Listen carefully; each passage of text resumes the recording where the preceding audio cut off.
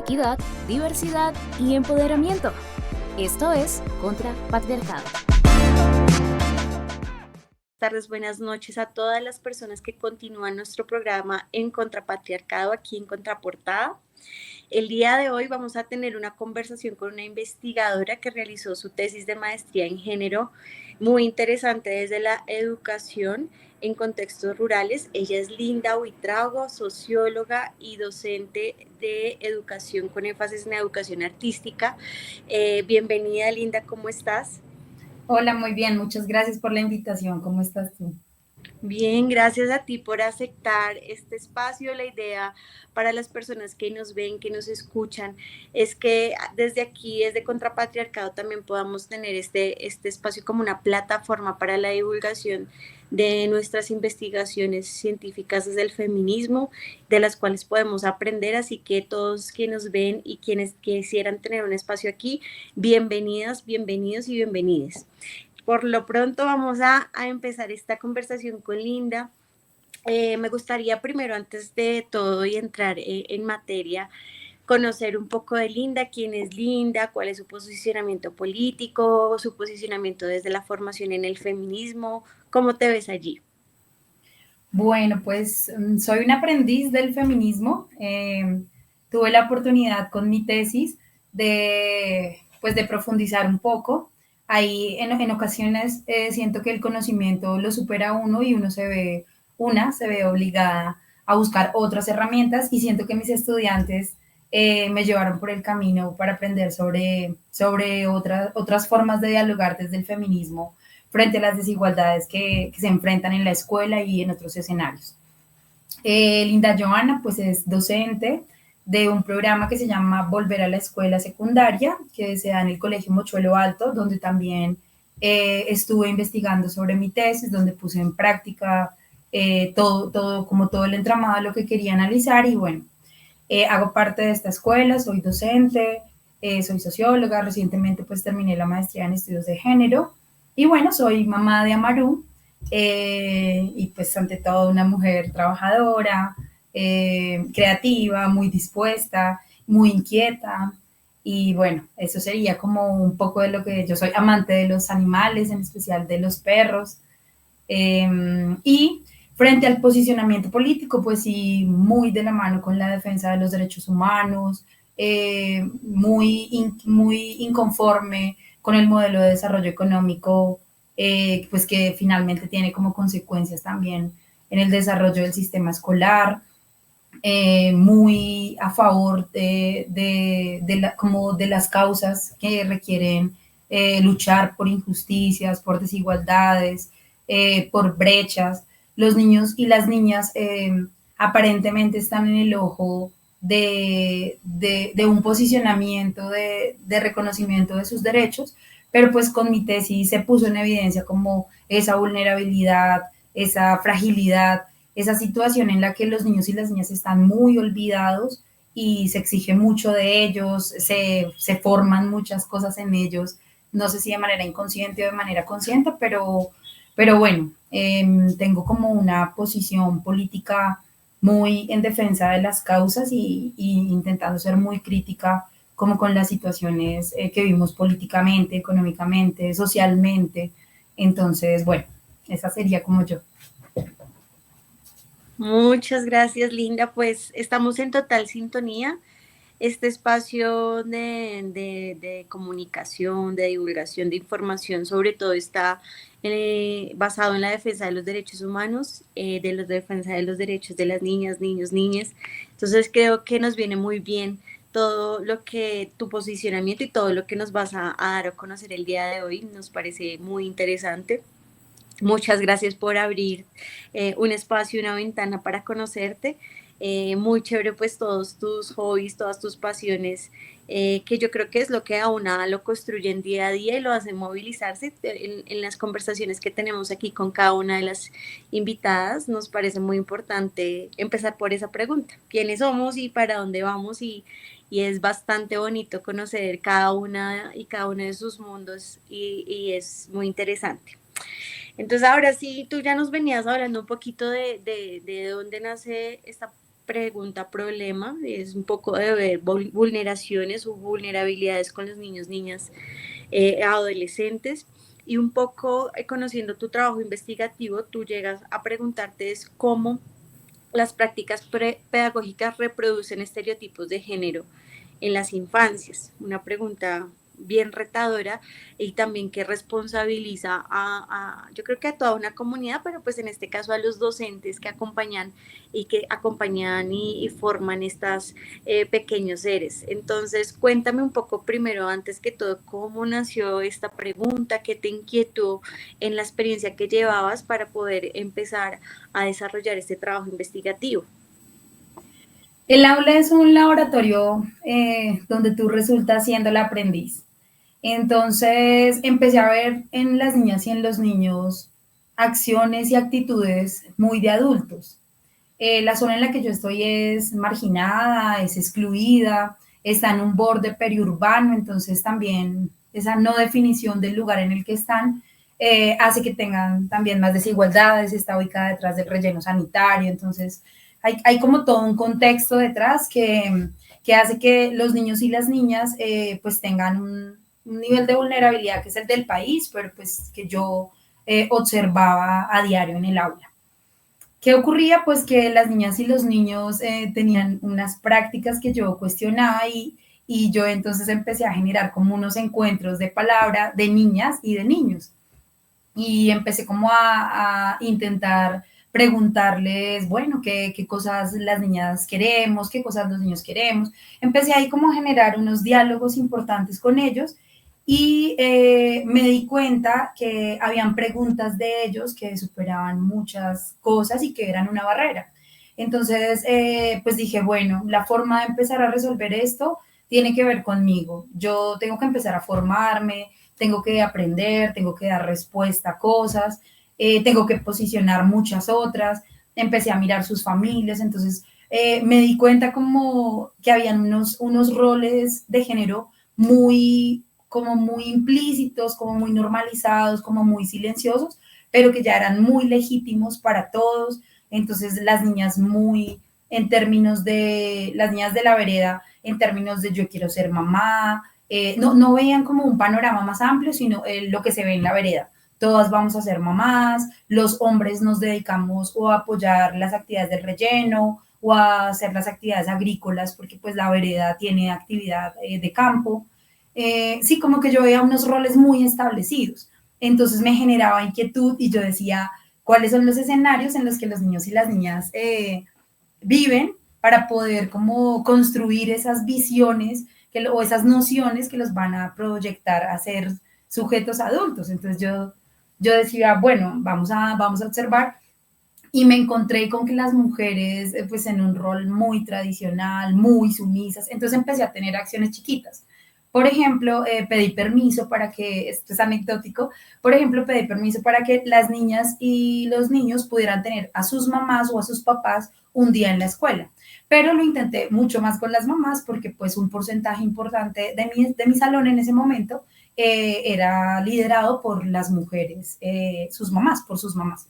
Entonces, invité a las mamás y les decía, quiero que tú seas la maestra por un día, porque las mamás sentían que ellas no tenían nada que ofrecer, o sea, muy encerradas en muchas situaciones. Entonces yo dije, bueno, y empecé a llevarlas a que fueran las maestras por un día. Entonces empezamos a vivir cosas súper lindas.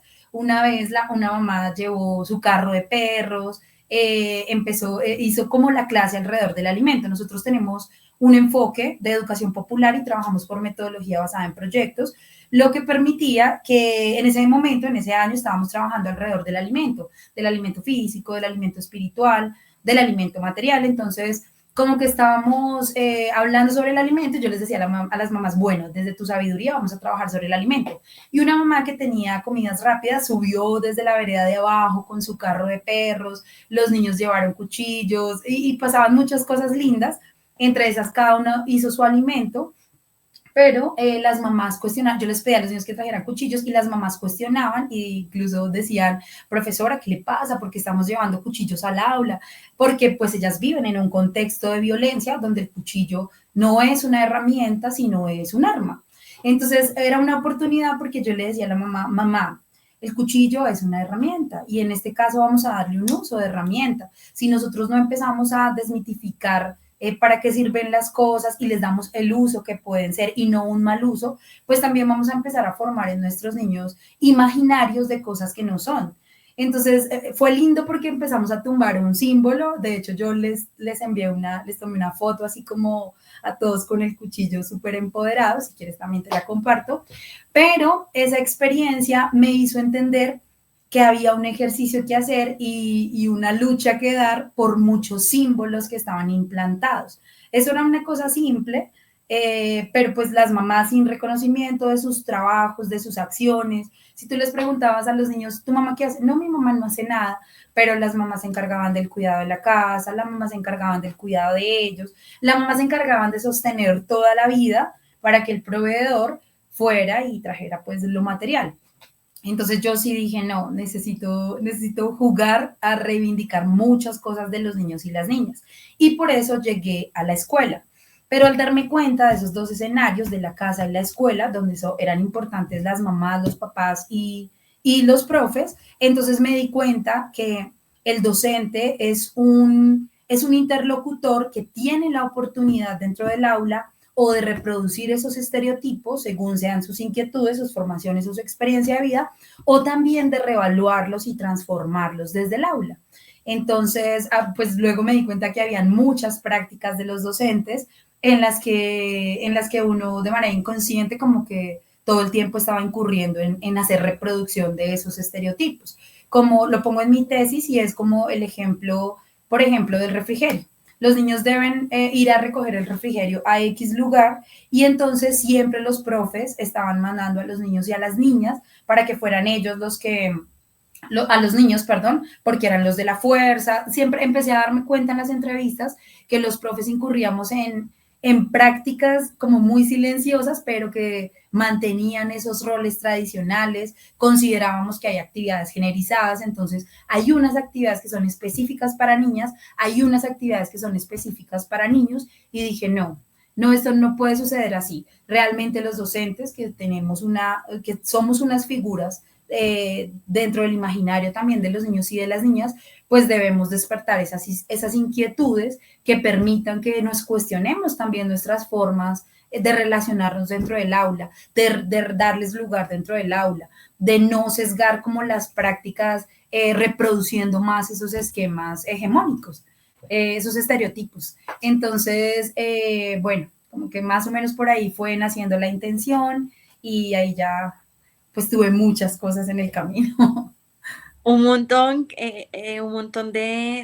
con esta intervención me hablas de un montón de cosas que yo me parece muy interesante y como que quisiera rescatar en principio unas, como tu ejercicio de reflexividad, es decir, tú llegas a un lugar y te pones en la tarea de cuestionar, hay cosas como que me parecen raras, que para todos son naturales, pero desde tu lente crítico, investigativo, formativo, bueno, uno se va formando también la mirada, ¿cierto? Tú dices, esto hay algo que no está bien o que no debería ser, como sucede, ¿no? Como que hay algo por transformar. Entonces, eso me parece muy bonito, porque quizás a veces uno llega al trabajo y cumple su función y ya se va y se gana la papita y es bonito como que tú empiezas a ver en tu lugar un lugar de potencia para poder empezar a aportar. Eso por un lado, y luego tú involucras a la familia, que me parece bellísimo, como empezar a empoderar a estas mujeres. El término de empoderar sí que está Sí, cuestionable, muy sí. cuestionable, pero desde que sí se creó como categoría, pues tenía como un sentido y es Posicionar un poco el es- quehacer. estas mujeres tenían todo un conocimiento, todo un trabajo que diariamente lo hacen y hacérselo ver, ¿no? Porque a veces lo que decimos, como que uno va cotidianamente por la vida, pero cree que ya las cosas son como son y un poco hacer ese ejercicio con ellas de, mire, este trabajo alrededor del alimento, qué importante, este trabajo con nuestras hijas e hijos, qué importante, entonces, chévere. Y esto de los símbolos, genial, de verdad que en contextos populares, yo también he crecido en contextos, digamos, de periferia y popular, y si un cuchillo es ya un símbolo de amenaza, y como que eso ya está muy interiorizado en una. Sí, Y es una herramienta, ¿no? Es algo que se crea para facilitar, para poder facilitar algunas cosas y de un momento a otro en los contextos, en algunos contextos eso cobra otro sentido, otra significancia, así como muchas otras cosas, desde el hablar, sí. el vestir, el comportarse de ciertas maneras, ahí va creándose como todo una simbología que empiezas a desafiar, que empiezas a cuestionar. Entonces, mira qué bonito. Y tú en tu trabajo investigativo hablabas un poco que lo tocaste ahorita, pero me gustaría que se pudiera profundizar del papel del juego, el papel del juego como móvil para que se reproduzcan estos estereotipos o estos roles de género tradicionales o se empiece también a desafiar. ¿Cómo viste el juego? También nosotros ahorita venimos de una serie de programas que realizamos con madres y padres sobre la crianza que pues la abordamos y cada vez es un mundo completo, pero quizás tú como pedagoga y en razón a esta tesis como que le das una importancia distinta también en la configuración del género en los niños y las niñas. ¿Cómo lo viviste, cómo lo viste y qué puedes reflexionar sobre esto? Sí, quería complementarte que, bueno, em, para el aprendizaje, digamos, cuando tú estás en el aula como maestra, para ti es complejo sentir que los niños y las niñas no comprenden. Y en primera medida uno podría decir, ah, no, no entendieron, es un asunto de ellos. Pero pues yo no podía pasar con ese sinsabor de que no entendieran, sino que para mí era importante y por eso empecé a indagar sobre sus vidas y sobre sus familias y por eso empecé a ver los niños con otros ojos porque no puedes aprender, o sea, qué barreras hay en casa o en la escuela o en la vida para que no puedas aprender. Y por eso empecé a darme cuenta, empecé a tener un lente diferente para ver a las chicas y a los chicos a la hora de poder entender un poco su contexto. Y dentro de la interacción entre ellos, pues sí, el juego es necesario, es vital, el juego enseña normas, el juego tiene un lenguaje implícito. Entonces, bueno, digamos que los maestros y las maestras utilizamos mucho la lúdica, mucho el juego para las interacciones y para fortalecer el aprendizaje, porque resulta un poco más dinámico, resulta un poco más dialógico el asunto del juego. Pero esa era otra cosa que observaba y que me generaba muchas dudas y era por qué la cancha estaba tan en el centro y concentraba a los niños, o sea, parecían los niños hombres protagonistas de todo el escenario del juego a la hora del descanso. Y a las niñas las veías relegadas como en los rincones, como a la distancia, no con la misma libertad. Entonces el juego se volvió también digamos, una categoría importante de analizar porque el juego permite que se establezcan normas y que se establezca lenguaje dentro de ellos.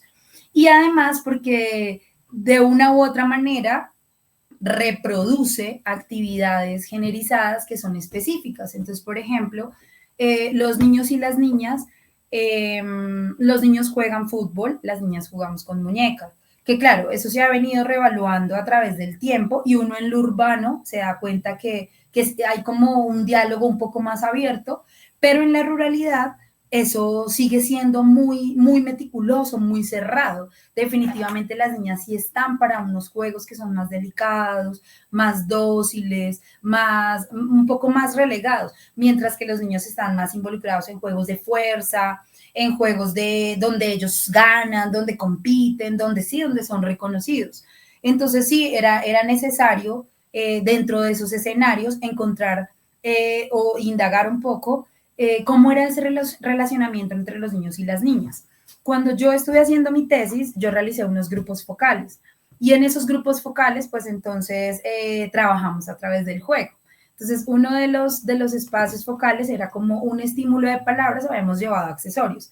Entonces, gorras, gafas, bufandas, ropa, tacones, blazer, medias, así como brasieres, un montón de cosas de que todos utilizamos. Accesorios, ya dije, aretes y demás.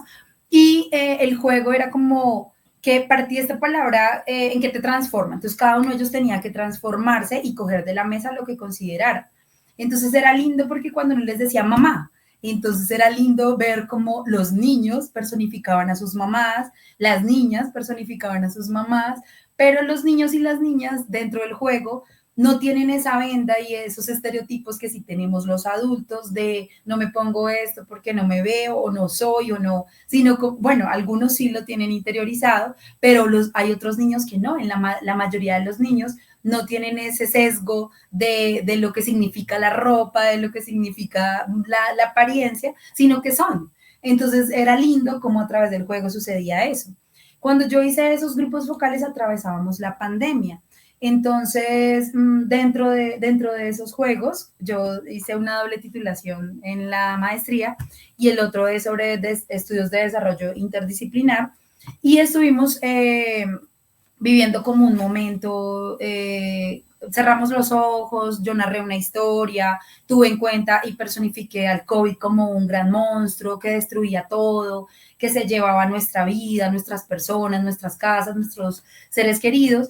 Y empezamos entonces a mirar, luego ellos eran los únicos que sobrevivían y que tenían la responsabilidad de volver a construir esa sociedad. Pero esa sociedad no era la sociedad en la que ellos habían vivido, sino era la sociedad que ellos soñaban, la que ellos realmente querían, donde ellos primaran lo que realmente era importante. Entonces era lindo porque ellos, digamos, las niñas piensan, son muy desbordadas al cuidado. Una niña que es de la vereda, o era de la vereda en ese momento, fue la única que pensó en crear agua. Ella se dedicó a crear puerto. Yo les puse un papel craft en el piso para que ellos construyeran esa sociedad. También trajimos elementos, cajas, témperas, un montón de cosas para montar esa ciudad. Y yo, o sea, me pareció tan lindo porque hasta en términos políticos nadie pensaba en el agua, pero esa niña que vivía cerca de una quebrada sintió que lo único que necesitaba en esa sociedad era agua. Se dieron las discusiones entre los niños porque ellos lo que más llevaron fue carros de hacia dónde vamos a llevar esta avenida, hacia el sur, hacia el norte, por qué, cómo vamos a conectar. Las niñas pensaron en refugios para animales, en refugios para personas que no tuvieran casa, algunos niños pensaron en lugares para alimentos. Ese ejercicio fue bastante interesante, no está dentro de la tesis, porque yo recogí demasiada información, pero me permitía pensar cómo el juego lo hace a uno volar, lo hace a uno volar sin estar pensando en estoy construyendo conocimiento, estoy poniendo unas normas y o sea, como unos límites que necesito contigo, sino que definitivamente el juego resulta la forma más linda de aprender, la forma más linda de conocer, la forma más linda de interactuar. Y bueno, en el aula es súper necesario el juego. El juego reivindica muchas cosas y es peligroso también, porque perpetúa muchos estereotipos. Pero vuelvo y te digo, en mi investigación, uno de los hallazgos más potentes es que si yo me paro al aula como docente y tengo la responsabilidad y he asumido la formación de otros seres humanos, pues debo tener la disposición para la autocrítica, para cuestionarme, para hacer búsquedas y creo que, bueno, la mayoría de los docentes hacemos esa búsqueda constante de necesito aprender para poder ofrecer, para poder enseñar, para poder dialogar, pero también hay algunos maestros que no lo hacemos. Hay algunos maestros que dicen, no, yo me siento cómodo enseñando el mismo área para el que me formé y reproduciendo todo el tiempo lo mismo. Pero pues definitivamente es necesario cuestionarnos y yo sí siento que la persona que está al frente tiene las dos posibilidades, o reproduce o transforma. Y ese era uno de los hallazgos de mi tesis. No sé si me desvié. No, muy, muy importante para además porque el juego también en sí mismo construye otras formas de hacer conocimiento, ¿sí? No es ese performance del docente que está ahí, hagan una plana y me copian todo de este cuaderno a otro, sino es explorar otras alternativas también para que por medio de diferentes herramientas, pues se llegue a esa consolidación. Tú lo explicabas muy bien, muy bonito, y es que a veces el juego no se le da la importancia, pero a partir de eso se pueden sacar muchísimas conclusiones, reproducir muchísimas cosas, pero también desafiar otras. Entonces, muy interesante eso. Y tú decías algo que yo pues estaba viendo en tu tesis, que tú lo vienes diciendo desde el principio de tu presentación, y es el tema del contexto de la ruralidad y el contexto de la ruralidad en la ciudad capital de Colombia, es decir, no estamos hablando a horas, kilómetros, sino aquí nomás muy cerquita. Para quienes nos ven de Bogotá o estando en Bogotá, eso hace parte de Bogotá, hay una zona rural en donde pasan y suceden otras cosas como la que tú estabas explorando. ¿Por qué crees tú o cómo analizaste tú que en estos contextos rurales hay un poco más de reproducción de estos roles tradicionales, de estos estereotipos, de estas actividades generizadas? ¿Qué pasa para que suceda esto y como un poco desde donde lo reflexionaste en tu trabajo investigativo? Lo que sucede es que nosotros salimos a la vereda. Nuestra aula es el lugar, sí, el salón, pero también nuestra aula resulta siendo la vereda, el multipropósito, el mirachuelo, ir a la montaña. Bueno, la vereda resulta siendo el aula. Entonces, caminar por esos lugares, pues, bueno, es una percepción personal, me remontaba mucho a mi infancia. Era como ver a los jornaleros sacando la papa, sacando el cilantro, bajando la alberja. Ellos tienen una costumbre, bueno, es que es vereda, tienen una costumbre muy de campo. Entonces, cuando yo empecé a hacer como mi investigación de quién es tu mamá, qué hace tu mamá, qué se dedica tu mamá, por las tardes, quién te acompaña en las tareas, entonces me encontraba con cosas muy tristes. Yo llamaba a los papás a entrevista o a un encuentro y bueno, ¿y tú qué haces? No sé qué. Entonces me encontraba con que sus esposos las vulneraban, las violentaban físicamente, como un secreto de, profe, sí lo hacemos, pero que él no se vaya a dar cuenta, como que, bueno, es que fueron muchas cosas las que me hicieron pensar que los roles ya estaban muy determinados. Las mujeres a cosas muy específicas de la casa, muy pocas trabajando, y los hombres que estaban dedicados al trabajo, pues en unas actividades también muy informales, que no les daban una dignidad laboral, que los explotaban, que los extenuaban, porque además pues este sistema laboral precario y para esa época en el que vivimos pues es terrible. El relleno sanitario pues tiene ahí algunos trabajadores, las ladrilleras, porque además este lugar también está explotado, tiene parques mineros, entonces las ladrilleras también, incluso ahí trabajan algunas mujeres. Bueno, no, a mí la verdad me desbordó entrar a reconocer la vida de mis estudiantes, porque yo decía, es difícil educarse luchando todos los días contra la vida, es difícil concentrarse, querer multiplicar, sabiendo que a veces ahí no están las comidas completas, sabiendo que el día de los cumpleaños, pues no sé, es un día como cualquier otro, sabiendo que tengo que ver cómo todo el tiempo mi papá vulnera a mi mamá, violencias de todo tipo, económica, física, simbólica. Bueno, yo empecé a ver muchas opresiones que la verdad no pude soportar, que dije, no, o sea, mi objetivo era que los niños y las niñas aprendieran, ¿sí? Que pudieran multiplicar, o sea, yo no quería llegar, esta expresión es muy conocida entre algunos maestros y es como, yo expliqué y pues si usted entendió o no entendió bien, eso no es un asunto mío, porque a mí igual me pagan. Pues no, yo no podía, ¿sí? Mi formación comunitaria, yo también crecí en barrio, yo también tengo una mamá que ha trabajado duro, un papá ausente. Entonces, todas esas cosas a mí me confrontaban y yo decía, no puede ser que yo sea maestra y los niños y las niñas que viven un contexto muy parecido, que además es el contexto de todo el país, pues no tengan otras opciones. Para mí siempre era como una gama de colores porque solo estamos viendo el negro, porque no vemos que la posibilidad de que yo pueda ir a la universidad, de que yo pueda estar en otros ambientes, de que yo pueda participar en unas olimpiadas matemáticas, de que yo pueda salir estando en tercero de primaria, irme para la universidad y conocerla. Sí, yo decía, no puedo sobrellevar esto en la vida.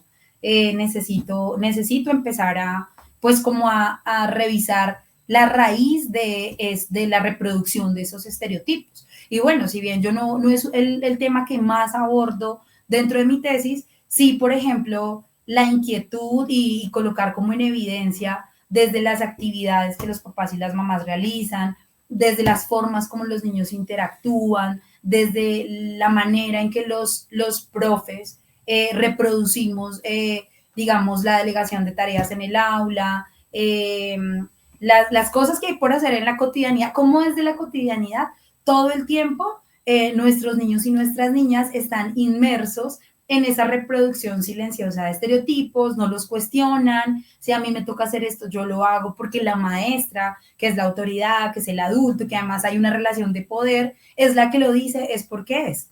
Entonces sí, eso me voló la cabeza un montón y yo dije, no, necesito empezar a observarlo y pues desde ahí yo empecé a cuestionarle a los niños muchas cosas. Entonces al final del tiempo, al final de ese año, bueno, al final de ese quinto, porque eso ya pasó, ellos y ellas pues decían, se cuestionaban entre ellos. Yo me acuerdo que en uno de los grupos focales, Sofía le decía a Eddie, no, yo no estoy de acuerdo contigo, el fútbol no puede ser solo para niños, porque por ejemplo, a mí me gusta jugar fútbol y yo no siento que yo me vea muy hombre porque juego fútbol, a mí también me gusta, o si yo quiero ser una piloto, o si yo quiero hacer cosas, ¿por qué no voy a poder hacer si yo también puedo hacerlo? Tengo la fuerza, tengo las ganas, tengo el conocimiento. Entonces me gustaba mucho cómo ellos pudieran empezar a cuestionarse y a pensar en desafiar esos estereotipos y que pudieran también pensar en la posibilidad de proyectarse más adelante. O sea, no habían nacido solamente para seguir criando niños y niñas, seguir estando como tan silenciosos al cuidado, sino como, y bueno, y esas eran otras cosas, los niños lejos del cuidado, o sea, para mí no era importante cuidar el otro, para mí no, y eso en el aula es muy conflictivo porque genera unas violencias muy difíciles de sobrellevar. En cambio, haciendo el ejercicio de cuestionar esas cosas, pues ya yo no era totalmente consciente como niño, pero estaba muy a la disposición de cuidar al otro, de estar atento. Yo siempre digo, somos un equipo, trabajamos como equipo, es nuestra familia la cuidamos, la protegemos, la orientamos. O sea, para mí era súper necesario crear esa hermandad y yo siento que los estereotipos generaban una barrera, los estereotipos tradicionales. Muy interesante, gracias Linda. Y tú hablas también dentro de la investigación, no solamente de ese papel de las y los docentes, que ahorita me gustaría también que me pudieras contar si fueron receptivos frente a estas preguntas o si se presentaban resistencias, cómo se logró movilizar algo desde allí. Y hablabas del papel fundamental del currículum que se usa para la educación de las infancias. Entonces, no sé esto del currículo, cómo lo veías, si también desde allí hay una reproducción de los roles tradicionales de género o cómo un poco lo analizabas el papel de este currículo. Bueno, los docentes que yo elegí, pues eran relevantes porque eran diversos, eran distintos. Por un lado, maestras muy críticas, feministas y muy feministas, muy conectadas con el universo de la enseñanza y del aprendizaje. Entonces, pues para ellas la verdad fluyó mucho, estuvieron en mucha disposición. Yo siento que una tesis pues resulta siendo muy colectiva y creo que, por ejemplo, muchas, como que en diálogo con muchas otras maestras que no estuvieron en las entrevistas, pues coincidía como en elementos de cómo eran sus prácticas. Pero entonces, ¿qué me encontré en los docentes? Y bueno, también quise tener una muestra de hombres, eh, pues como para que pudiera tener un poquito de equilibrio. Digamos que había otro grupo también de maestras que eran un poco más apáticas. Cuando uno decide enseñar, pues uno también decide desde qué lugar se va a posicionar para enseñar y también qué métodos, qué enfoques, cómo lo va a sobrellevar. Y ese tercer grupo que escogí, pues eran de maestras tradicionales. Entonces con ella sí fue un poco más conflictivo, la entrevista fue un poco más forzada, sin embargo, los 6 tuvieron la disposición de responder a las preguntas desde lo que hacían en sus aulas. Coincidíamos todos en que los profesores somos agentes de cambio, de transformación, pero en mi análisis final yo sí determinaba que dependía mucho de cada quien. O sea, tú decides, yo decido qué búsquedas personales quiero hacer y qué quiero enseñar, qué quiero dejar en el legado de mis estudiantes. Y ahí hay una gran diferencia, porque habían algunas posturas como que, pues no, yo nunca me he preguntado qué significa ser mujer en una sociedad machista, yo nunca me he preguntado si yo reproduzco estereotipos en el aula. Para mí todos son iguales, pero las niñas tienen que hacer cosas que sean de recortar y pegar y los niños tienen que hacer cosas que sean físicas. Entonces yo decía, sí, como que hay intenciones, pero las intenciones no son suficientes. Es necesario formarse, es necesario indagar, pero tiene que ver con cada quien. Finalmente, pues el currículo sí está establecido en la escuela, está establecido en la Secretaría de Educación. De hecho, la Secretaría de Educación tiene unas líneas de trabajo con la Escuela Violetas, pero, y dentro del ministerio también hay una línea donde está incluido el enfoque de género, pero la realidad es que a las escuelas no llegan. No sé si en la ciudad se moviliza un poco más el que se den esos espacios de discusión de los estudiantes del género como categoría, como ejercicio, sino que, eh, sino que esas discusiones como que se evaden. Y, por ejemplo, en estos días estábamos construyendo la visión del colegio y yo les decía, el colegio debería tener un enfoque de género, porque el enfoque de género no es lo que algunas personas piensan. La palabra puede ser conflictiva porque se asocia como a feminismos y los feminismos pues tienen un desprestigio desde lo mediático, pero cuando tú entras a conocer, cuando tú entras a indagar, te das cuenta que hay un universo de luchas que han estado todo el tiempo, que es más un fenómeno social que un asunto de reivindicación, que sí lo es implícitamente, pero puede ser un poco harto para algunos maestros que además ya estaban muy adultos, tener que pensar en estas discusiones y en estas luchas. Sin embargo, sí hay un currículo oculto, sí hay una reproducción de los estereotipos en el aula. Me impactó mucho que los profes hombres estaban como en una disposición de construir su masculinidad, como en unas inquietudes, como cuestionando pues lo que los niños y las niñas viven. Hubo como compartir así y ruidos un poco dentro de las conversaciones con ellos, pero sí las prácticas finalmente inciden en esa construcción de los niños y las niñas frente a sus proyecciones a futuro. No sé si eso responde. Sí, sí, definitivamente también depende mucho de los posicionamientos políticos y de cómo se asume un poco también este trabajo más allá de la sobrevivencia, ¿no?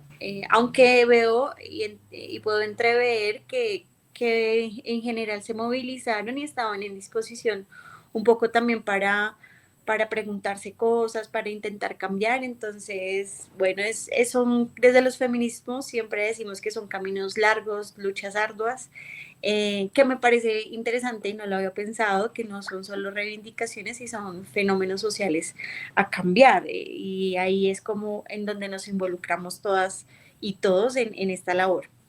Y yo ahí te quería hacer como una última pregunta y es, en este contexto, todas estas movilizaciones políticas, todas las transformaciones que tenemos que hacer, ¿por qué crees que es importante hablar de género y hablar de género en contextos rurales? Porque a veces parecen como luchas de minorías, luchas como aisladas, sin embargo, siento yo también que son integrales y hacen parte de la nuez de muchas discusiones estructurales en nuestra sociedad. Yo quisiera saber, ¿tú cómo lo ves y por qué crees que es importante preguntarnos acerca de estos cambios que son necesarios en la sociedad? Cuando yo estaba en formación en la maestría, entonces empecé a desmitificar un poco de cosas que había creído siempre, ¿sí? Yo pensaba que había un solo feminismo, Y entonces yo decía como, es increíble la diversidad que hay y el aporte que hacen los feminismos con el conocimiento situado, con la interseccionalidad, la misma categoría de género, para permitir el análisis de muchas situaciones que no son un asunto exclusivamente de mujeres. ¿Y por qué te nombro esto?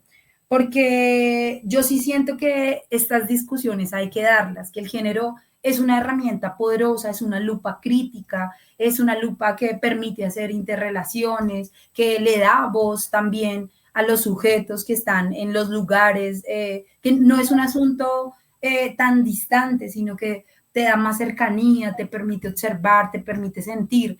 Y yo sí siento que el aporte, digamos, de las feministas, y bueno, en particular de la categoría de género, pues es relevante sobre todo en los contextos académicos. Es necesario que todos nos y todas nos preguntemos, es vital que todos entendamos un poco con claridad o a partir de nuestras búsquedas y no como que le demos fuerza a esas ideas que desprestigian.